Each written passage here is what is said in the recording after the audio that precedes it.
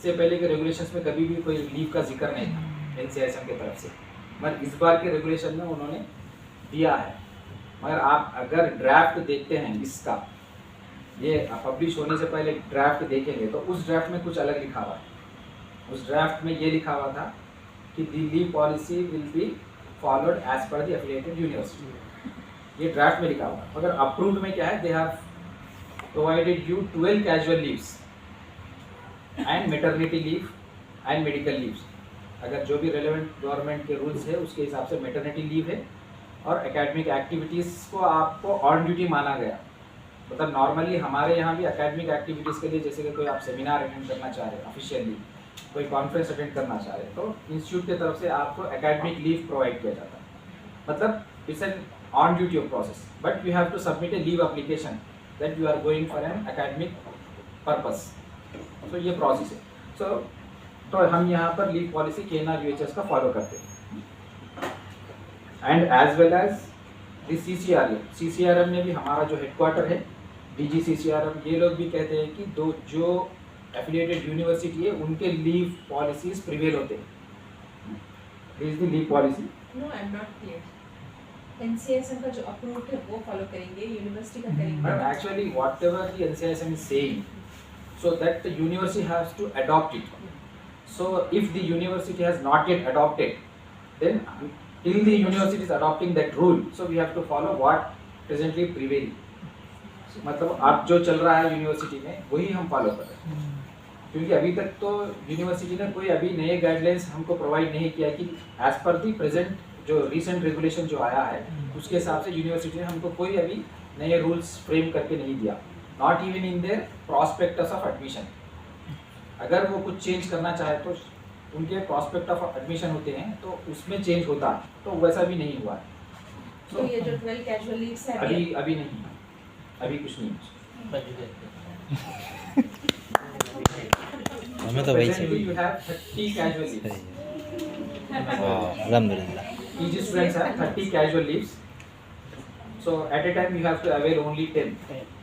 At an instance you have to avail only 10. अगर आप 10 से ज़्यादा अवेल करते हैं तो समझिए कि स्टाइपेंड काटूंगा। 10 डेज का? 10 days. At a time 10 days. नहीं, स्टाइपेंड में 10 डेज का कटेगा? नहीं, जितने आप 12 दिन लिए तो 2 दिन का काटो। 2 दिन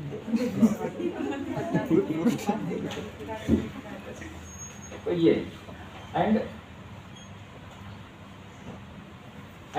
दिस जो 10 days के है या 30 days भी है, तो Sundays are not included in that, Sundays are separate. चलो ठीक है। संडेज और इवन पब्लिक हॉलिडेज। चलो बढ़िया। So 2 संडे मिला के बाद 2 संडे एक सी of and the balance of leave in an academic year if not availed shall not be carried forward to the next academic year. ये तो होता नहीं, फिर भी बता दे रहा हूँ क्योंकि बचते ही नहीं आपके पास।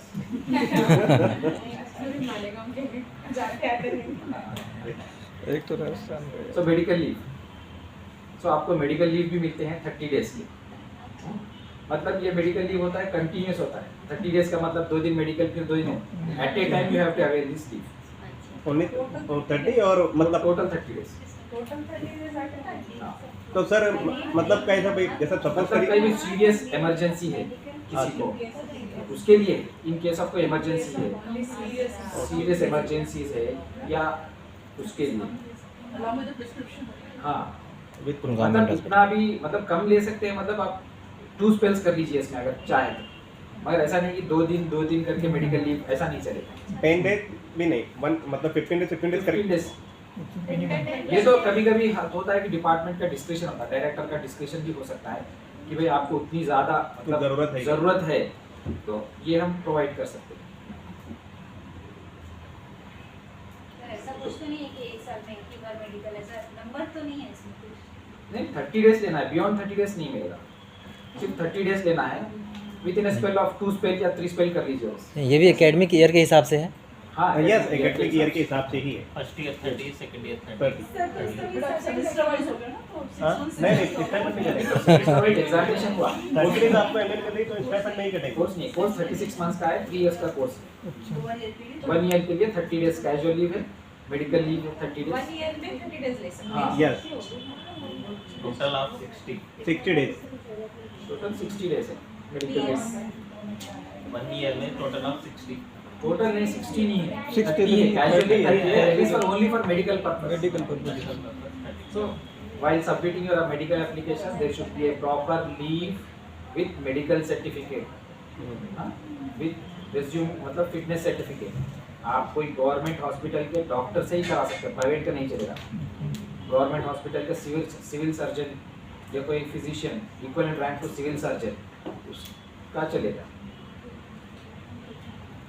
सो दिस पर हमारे लेडीज के लिए मैटरनिटी लीव फॉर 180 डेज 182 अच्छा है। पूरा आधा साल निकल गया। as per 4 महीने की गवर्नमेंट रूल्स 180 डेज है। So the period of study for the postgraduate course shall be extended equal to the leave period sanctioned. They will be eligible to appear for the examination only after completion of the study period. 292 days. 290. अगर एक साल में ये लोग कोई 6 महीने के लिए अगर गए हैं तो फर्स्ट ईयर के एग्जामिनेशन के लिए they will not be eligible because they have to complete 75 to 80% attendance. Attendance नहीं लगी। पूरा साल चला जाएगा।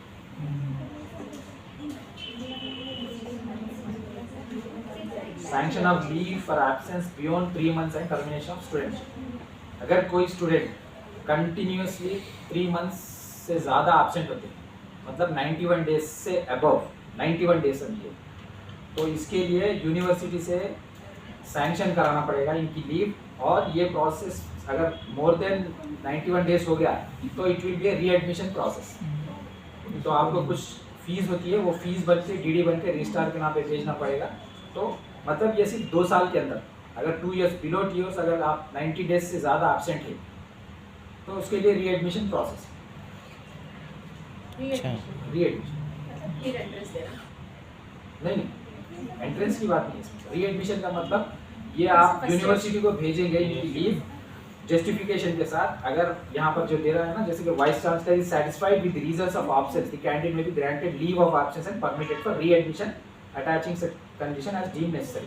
मतलब इनके रीजंस वैलिड है तो रीएडमिशन मतलब फिर कंटिन्यू कर सकते हैं ये फिर course. First year. First year से नहीं, उसी से अच्छा, वही करते वहीं से कंटिन्यू करता है। मगर 90 डेज के बाद ये प्रोसेस है कि इनको यूनिवर्सिटी भेज के सैंक्शन करवाना पड़ेगा इनका लीव कॉलेज के परव्यू में नहीं रहता है पर भी यूनिवर्सिटी। मिनट। ये अपार्ट फ्रॉम मैं मैटरनिटी लीव की बात करूँ, मैटरनिटी में कभी कोई लोग 3 मंथ्स की ले सकते हैं, उसमें कोई वो नहीं है। आप मैटरनिटी 2 मंथ्स की लीजिए, 3 मंथ्स की लीजिए, 5 मंथ्स की लीजिए। कोई दिक्कत नहीं।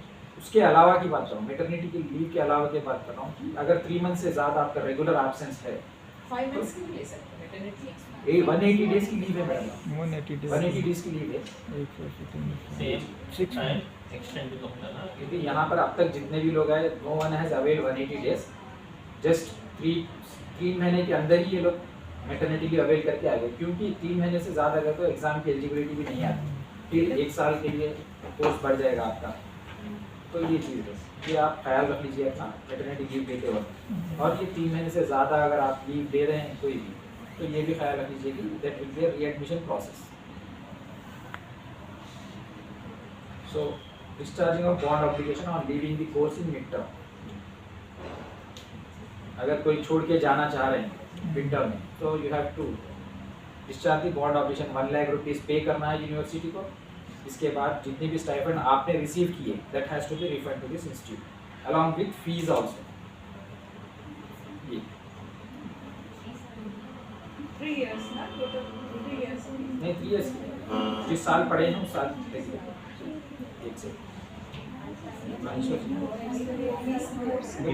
students as per the opportunity offered government of India to the students who are regular in attendance and show good progress every month in their academic pursuits.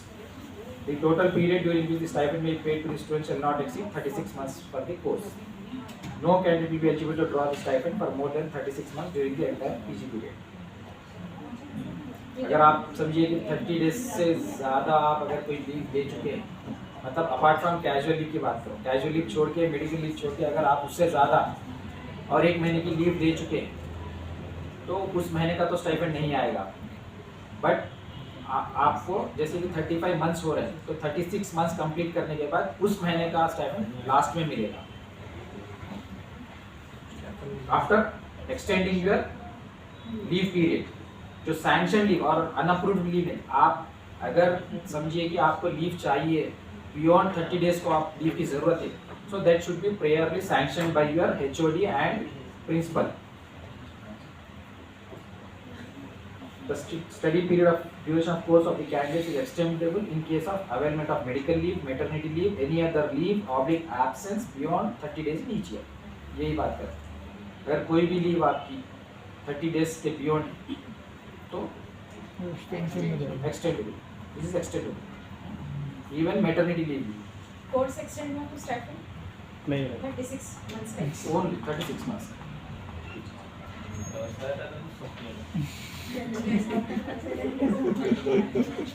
So no PG student shall do any private practice or consultation practice and shall not accept any part-time employment during his or her post-graduation.